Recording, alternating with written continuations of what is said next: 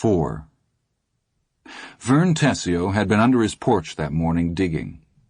We all understood that right away, but maybe I should take just a minute to explain it to you.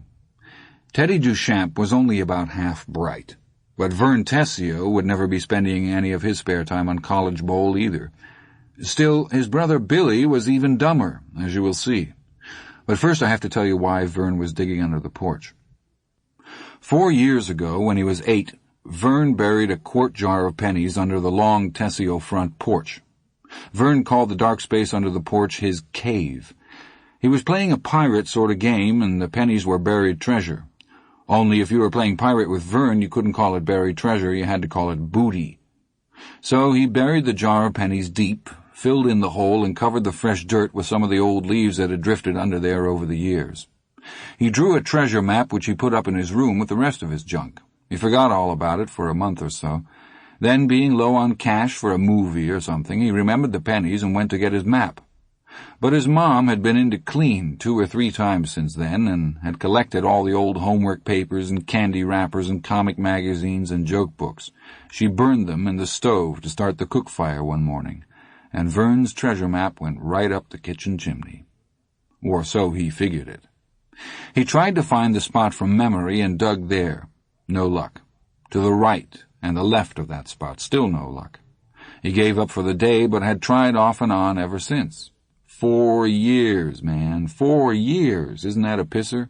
He didn't know whether to laugh or cry. It had gotten to be sort of an obsession with him. The Tessio front porch ran the length of the house, probably 40 feet long and 7 feet wide. He had dug through damn near every inch of that area 2, maybe 3 times, and no pennies. The number of pennies began to grow in his mind. When it first happened, he told Chris and me that there had been maybe $3 worth. A year later, he was up to 5, and just lately he was running around 10, more or less, depending on how broke he was. Every so often we tried to tell him what was so clear to us, that Billy had known about the jar and dug it up himself. Vern refused to believe it, although he hated Billy like the Arabs hate the Jews, and probably would have cheerfully voted the death penalty on his brother for shoplifting if the opportunity had ever presented itself. He also refused to ask Billy point blank.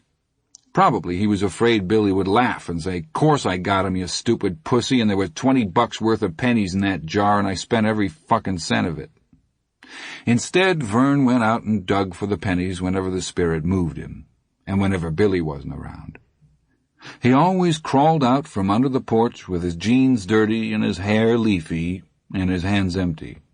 We ragged him about it something wicked, and his nickname was Penny. Penny Tessio. I think he came up to the club with his news as quick as he did, not just to get it out, but to show us that some good had finally come of his penny hunt. He had been up that morning before anybody, ate his cornflakes, and was out in the driveway shooting baskets through the old hoop nailed up on the garage, nothing much to do. No one to play ghost with or anything, and he decided to have another dig for his pennies. He was under the porch when the screen door slammed up above. He froze, not making a sound. If it was his dad, he would crawl out. If it was Billy, he'd stay put until Billy and his J.D. friend Charlie Hogan had taken off. 2 pair of footsteps crossed the porch, and then Charlie Hogan himself said in a trembling, crybaby voice, "Jesus Christ, Billy, what are we going to do?" Vern said that just hearing Charlie Hogan talk like that, Charlie, who was one of the toughest kids in town, made him prick up his ears. Charlie, after all, hung out with Ace Merrill and Eyeball Chambers, and if you hung out with cats like that, you had to be tough. "Nothing," Billy said. "That's all we're going to do, nothing." "We gotta do something," Charlie said, and they sat down on the porch close to where Vern was hunkered down. "Didn't you see him?"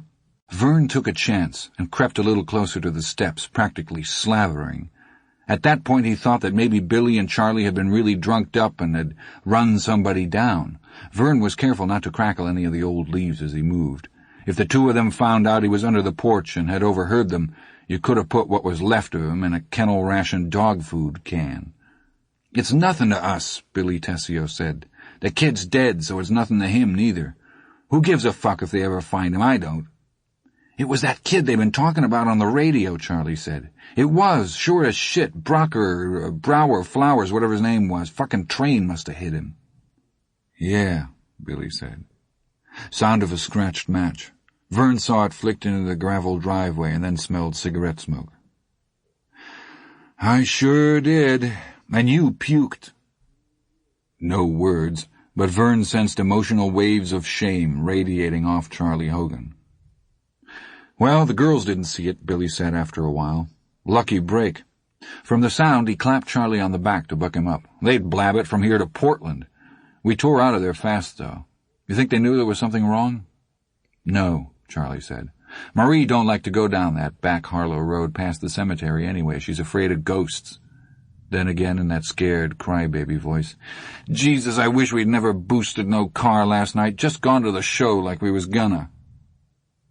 Charlie and Billy went with a couple of skags named Marie Doherty and Beverly Thomas. You never saw such gross-looking broads outside of a carnival show. Pimples, mustaches, the whole works.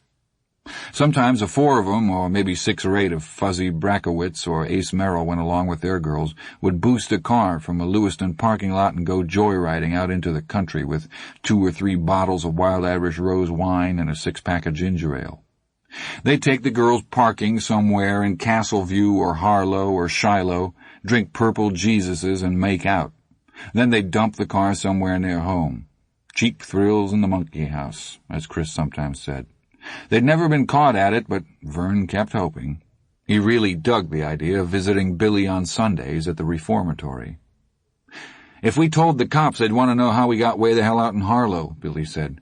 "We ain't got no car, neither of us. It's better if we just keep our mouths shut. Then they can't touch us." "We could make anonymous call," Charlie said. "They'd trace those fucking calls," Billy said ominously. "I seen it on Highway Patrol. And Dragnet." "Yeah, right," Charlie said miserably. "Jesus, I wish Ace had been with us. We could have told the cops we was in his car." "Well, he wasn't." "Yeah," Charlie said. He sighed. "I guess you're right." A cigarette butt flicked into the driveway. "We had to walk up and take a piss by the tracks, didn't we? Couldn't walk the other way, could we? And I got puke on my new PF Flyers." His voice sank a little. "Fucking kid was laid right out, you know it? Did you see that son of a whore, Billy?" "I seen him," Billy said, and a second cigarette butt joined the first in the driveway. "Let's go see if Ace is up. I want some juice." "We gonna tell him?" "Charlie, we ain't gonna tell nobody. Nobody, never. You dig me?" "I dig you," Charlie said. "Christ Jesus, I wish we never boosted that fucking Dodge." "Ah, shut the fuck up and come on." 2 pairs of legs clad in tight, wash-faded peg jeans, 2 pairs of feet in black engineer boots with side buckles came down the steps. Vern froze on his hands and knees. "My balls crawled up so high I thought they was trying to get back home," he told us.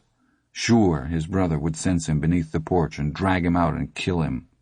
He and Charlie Hogan would kick the few brains the good Lord had seen fit to give him right out his jug ears and then stomp him with their engineer boots.